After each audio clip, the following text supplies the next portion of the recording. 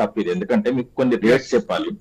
ఎందుకంటే ఇప్పుడు శ్రవణ్ గారు సత్యనారాయణ గారికి ఎవరైతే ఇది రాకుండా ఆపారో ఇప్పుడు వీళ్ళకి కూడా ఆపింది కూడా నాకు తెలిసి గవర్నరే అనుకుంటున్నాను. ఎందుకంటే గవర్నర్ నిర్ణయం ద్వారానే ఇది జరిగింది.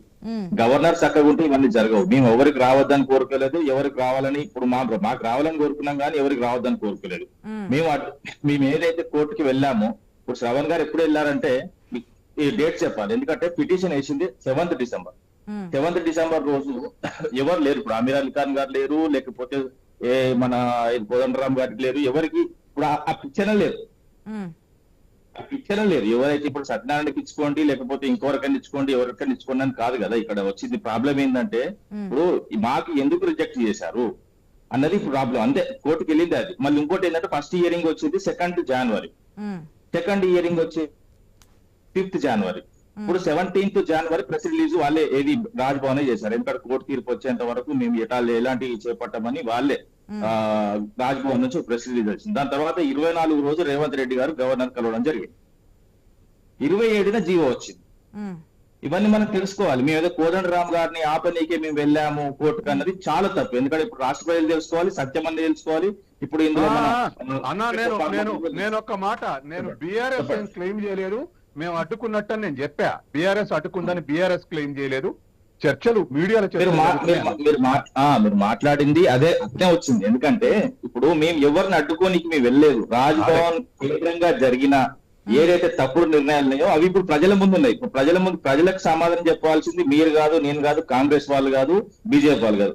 రాజ్భవన్ లో ఉన్న గవర్నర్ గారే సమాధానం చెప్పాలి. మాది ఎందుకు ఆపారు, వీళ్ళని ఎందుకు ప్రొసీడింగ్స్ ముందుకు తీసుకెళ్లారు, ఏదైనా కూడా చెప్పాలి కదా. ఇప్పుడు వీళ్లకు రాజకీయంగా వాళ్ళ సంబంధాలు ఉన్నాయి, వాళ్ళకు రాజకీయంగా సంబంధాలు ఉన్నాయి. ఇప్పుడు గవర్నర్ కోట అంటేనే మీరు అన్నట్టు ఏదైతే రాజకీయాలకు సంబంధం లేకుండా ఉన్న వ్యక్తులనే మనం చేసుకోవాలి. కానీ కొన్ని ఏళ్ల నుంచి జరుగుతున్న తంతు ప్రభుత్వానికి అనుకూలంగా ఉంటే ఇవ్వడం, ప్రభుత్వానికి అనుకూలంగా లేకపోతే ఇవ్వకపోవడం ఇది కాదు కదా. రాజ్యాంగబద్ధమైన ఒక ప్లేస్ లో ఉన్న వాళ్ళు రాజ్యాంగానికి సంబంధించిన ఏదైనా నిర్ణయాలను కూడా వాళ్ళు ముందుకు తీసుకెళ్లాలి. సరే, వాట్ ఎవర్ ఇట్ ఈస్ అనుకూలంగా ఉంటే అనుకూలంగా లేకుంటే అన్నది మాత్రం కరెక్ట్ కాదు.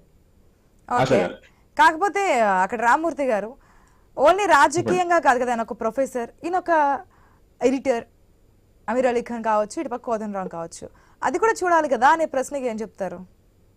ఇప్పుడు ఇది కూడా అది కదా, శ్రవణ్ గారిని కూడా సత్యనారాయణ గారు అదే విధంగా చూడాలి కదా. వాళ్ళు కూడా ఒక ఉద్యమాలు చేసేసిన నేతలు. ఇప్పుడు వీళ్ళ మీకు కాదంటలేదు కదా, కోదండరామ్ గారిని కాదంటలేదు, అమీర్ అలీ ఖాన్ గారిని మీకు కాదనట్లేదు.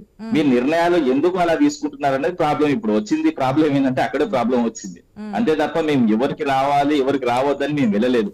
మాకు ఎందుకు రిజెక్ట్ చేశారని మేము కోర్టుకు వెళ్ళాము. వీళ్ళకి ఏదో సత్యనారాయణ గారు లేకపోతే శ్రవణ్ గారికి కోదండరామ్ మీనో లేకపోతే అమీర్ అలీ ఖాన్ మీనో కోపంతో వెళ్ళలేదు కదా కోర్టుకి. ఇప్పుడు కావాల్సింది ఏంటి? ఇప్పుడు కోర్టులో జరుగుతున్నది ఏంటి? వాళ్ళిద్దరికి ఎందుకు ఇచ్చారన్నది కదా వార్. ఓకే, అప్పుడు మాకు ఎందుకు ఇవ్వలేదని చెప్పారు వచ్చిన, ఇప్పుడు వీళ్ళకి ఎందుకు ఇచ్చారన్నది కూడా పాయింట్. మేము అలా కొట్టాడట్లేదండి. మీకు క్లియర్ గా మీకు మళ్ళీ ఆశ గారు మళ్ళీ క్లియర్ గా చెప్పారు, మేము అట్లా కొట్టాడట్లేదు. మమ్మల్ని ఎందుకు రిజెక్ట్ చేశారు అని వెళ్ళారు. మమ్మల్ని ఎందుకు రిజెక్ట్ చేశారని వెళ్ళారు తప్ప వాళ్ళకి ఎందుకు ఇచ్చారని వెళ్ళలేదు. అసలు వాళ్ళు పిటిషన్ వేసినప్పుడు వీళ్ళు లేరండి.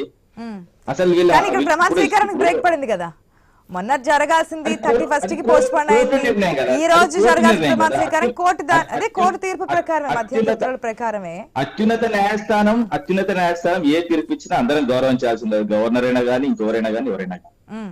ఓకే, ఒక్క నిమిషం. నగేష్ గారు క్లారిటీ ఇస్తారనుకుంటా. ఎస్ నగేష్ గారు, గుడ్ మార్నింగ్ అండి. గుడ్ మార్నింగ్ అండి. నగేష్ గారు, ఎమ్మెల్సీ కోట గవర్నర్ కోట ఎమ్మెల్సీ ఏ విధంగా